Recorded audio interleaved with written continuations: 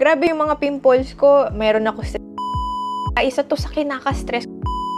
Hi everyone, and gusto ko lang i-share ang skincare journey ko. Actually, this is the most okay na face ko. Wow! Mga pimple marks na lang na meron ako. But before, I want to show you kung gaano kalala yung face ko, yung acne problems ko. Makikita nyo, grabe yung mga pimples ko. Meron ako sa cheeks, meron ako sa noo, sa ilong, yan dito.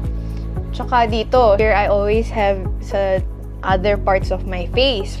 But ever since na tinry ko yung mga skincare ko, mga lagi kong pinopost sa ibang videos ko, ever since na ginamit ko yon, grabe, ito na lang talaga. Pinag-pray ko to. Isa to sa kinaka-stress ko. Yung tipong stress ka na sa environment mo, tas nasa-stress ka pa sa sarili mo.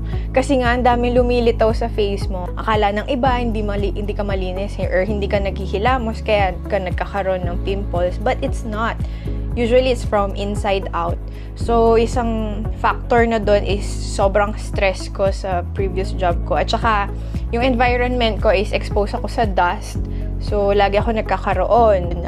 Thank God, pinakilala din ako ni Lord sa company na to wherein meron silang mga skincare. Hindi lang ako kumikita dito, kundi pati benefit pa ako. Nahiyang ako dito sa mga products nila, which is the Kind Intention. So, ito lang mga ginagamit ko is ito. Ayan, tsaka yung mga sunscreen. Ito kasi very organic, very safe for the skin, walang parabens. Di rin ako nagpapa-facial. It's like twice a year. Kasi medyo mahal dito sa Singapore, so I prefer not to make it part of my daily gastos. Just try it. If hindi nag-work yung current na skincare routine mo, why not try JC Kind Intentions na skincare, diba? I'm using it and my husband's using it. So far so good. Because I was trying and testing other skincare, it didn't work. Some are quite expensive, some are on the cheaper side, but it doesn't work on me. Only Kind Intention skincare works on me.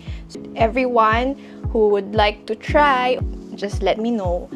I'm just sharing yung na-experience ko kasi there might be someone out there na mapapanood yung video ko at baka makatulong din ito sa iyo. Kasi sarili kong face lang din naman ang mapagmamayabang ko.